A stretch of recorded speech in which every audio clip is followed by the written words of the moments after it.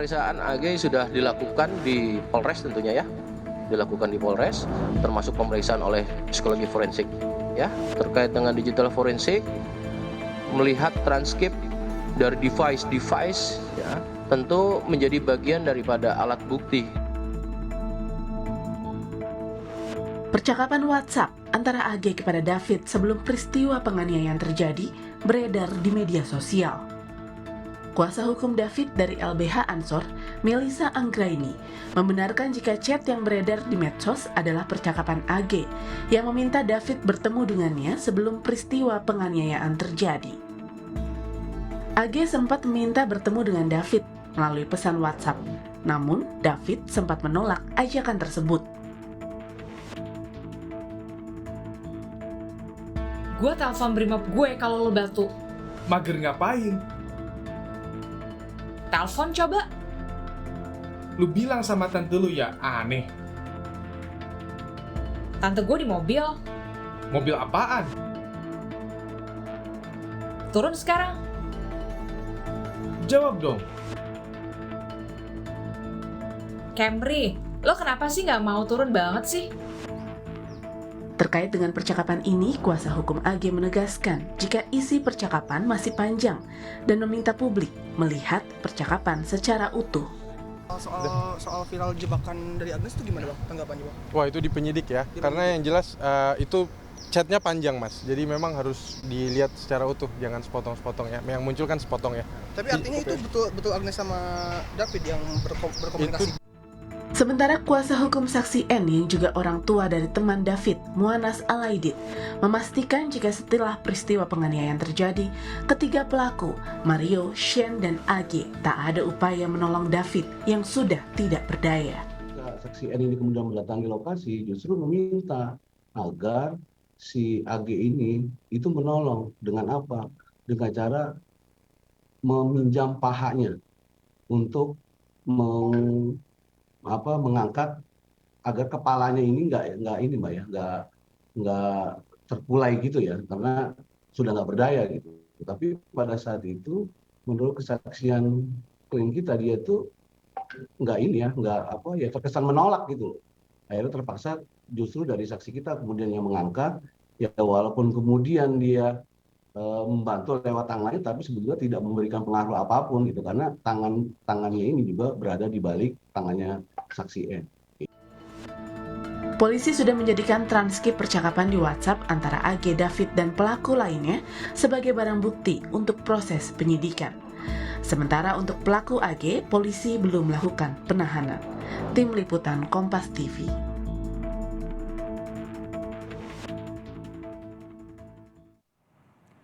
Saksi kunci kasus penganiayaan David Ozora oleh anak mantan pejabat pajak Mario Dandi Satrio meminta perlindungan hukum dari LPSK. Saksi N adalah teman dari orang tua David yang berteriak untuk menghentikan penganiayaan yang dialami David. Kuasa hukum menyebut saksi N mengalami trauma usai menyaksikan langsung penganiayaan Mario kepada David.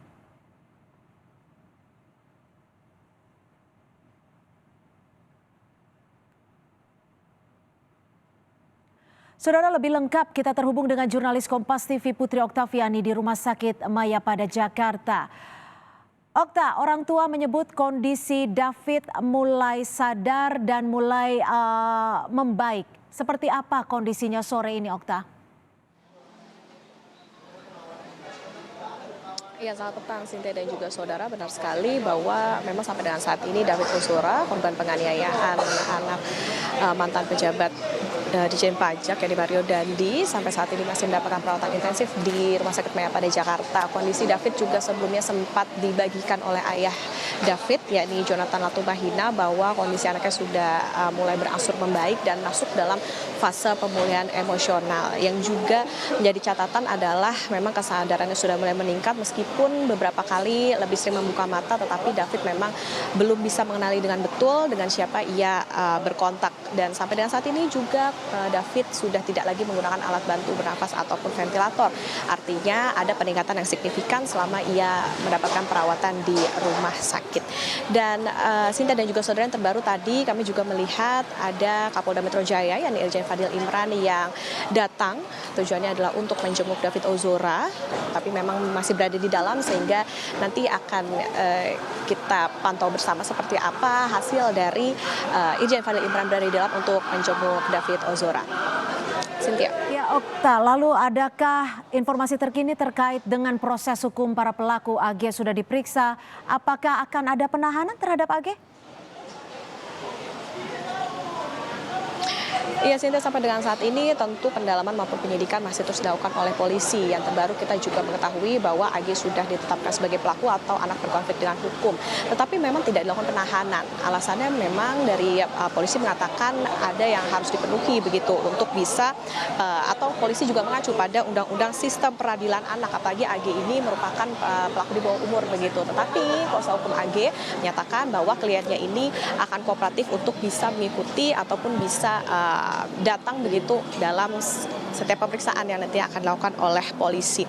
Terakhir juga kita tahu beredar tangkapan layar antara AG dengan David. Saat itu AG beberapa kali memaksa David untuk menemui dirinya untuk bisa mengembalikan kartu pelajar, tapi memang berkali-kali ditolak juga oleh David. Bahkan AG sempat seperti membohongi David begitu bahwa ia datang bersama dengan tantenya sampai akhirnya terjadilah penganiayaan yang akhirnya menimpa David. Ini yang tentu menjadi hal yang didalami oleh polisi seperti apa peran AG lebih lanjut dalam kasus penganiayaan ini. Dan juga tidak hanya AG, sampai saat ini juga polisi masih terus melakukan pendalaman antara Mario Dandi dan juga Shane Lucas yang kalau terakhir sudah dipindahkan penahanannya dari Mapolres Metro Jakarta Selatan ke Polda Metro Jaya. Ini tentu dilakukan agar bisa lebih memudahkan dalam proses penyidikan. Tidak hanya itu, juga saat ini penyidikannya juga diambil alih Polda Metro Jaya dan polisi juga berkoordinasi dengan sejumlah ahli maupun pihak terkait karena dalam kasus ini melibatkan pelaku di bawah umur. Tentu nanti kita akan pantau bersama, termasuk juga ini yang akan kita dengarkan bersama seperti apa nanti.